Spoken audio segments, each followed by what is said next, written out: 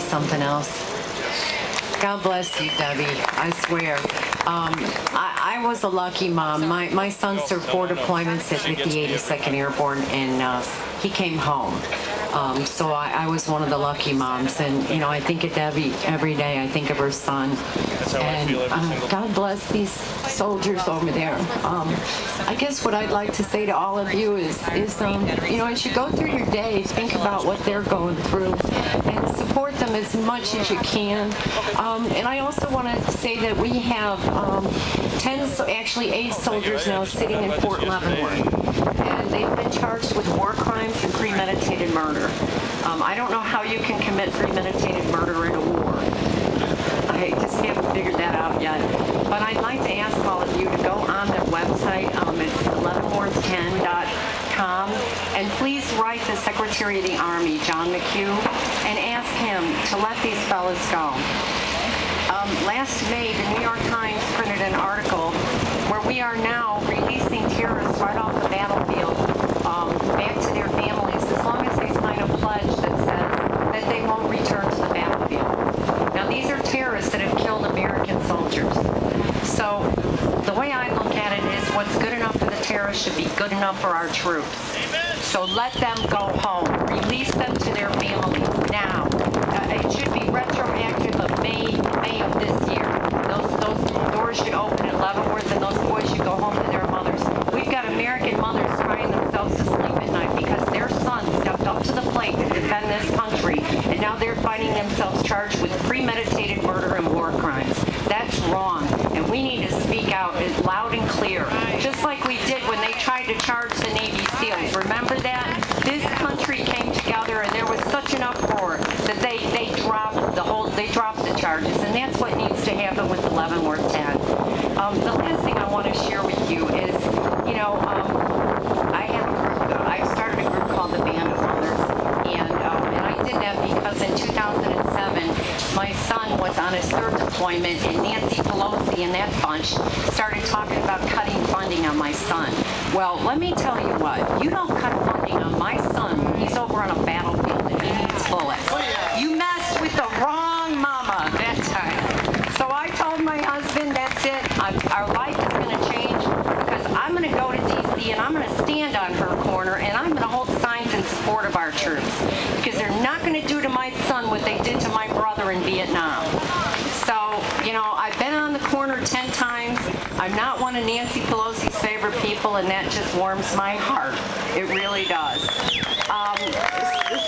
From 2007 on, we've had the anti-war people, we've had Code Pink, we've had Answer, the SDS, World Can't Wait, all these vile, they call themselves Americans, that come out carrying signs calling my son a terrorist and me the mother of a terrorist.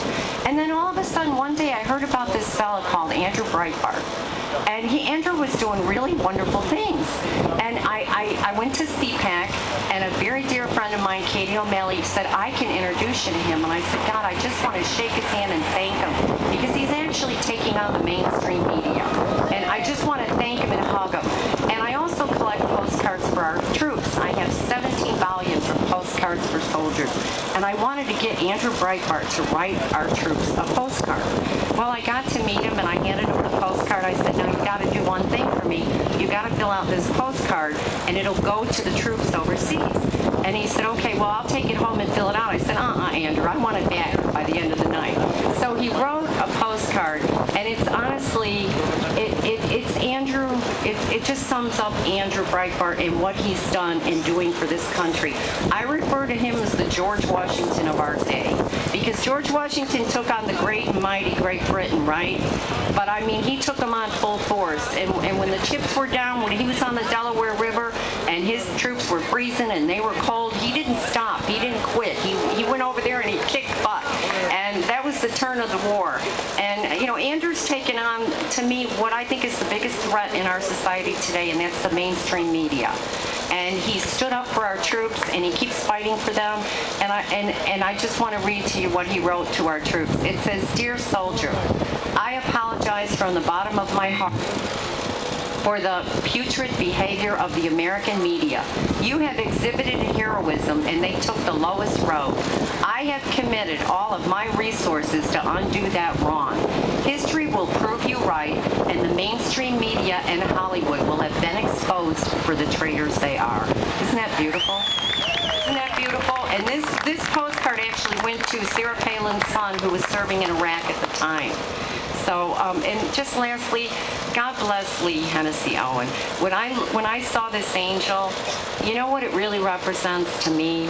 I mean, aside the fact that she's Irish and a Marine mother, I mean, you know, this woman, when we were all so devastated after 9/11, here is a woman that with her artistic skills said, I got to get to New York. I've got to deliver this angel. I've got to sculpture an angel that will be a healing symbol for all of us.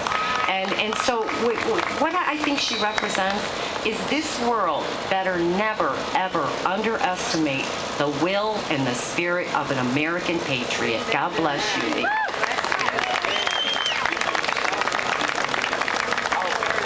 To give you my website. It's www.thebandofmothers.com, but the more important website is the Leavenworth 10, and it's just, if you Google Leavenworth 10, you can read all the stories. We actually have a soldier sitting in there who's 27 years old. He's a Purple Heart recipient, a Bronze Star recipient, and he's now serving 27 years. We have, I think he's a Sergeant Hatley. He's 40 years old, and he got a 40-year sentence. Michael Behenna is 25 years old. He actually got a 25-year sentence, and his sentence has now been reduced down to 15 years. These are brave Americans that stepped up to kill terrorists. I thought that's what they were supposed to do. So if you will, read about them and write a letter to John McHugh and ask him to let these fellas go. The same thing they're letting the terrorists. They're letting them go. So let our soldiers go. Thank you.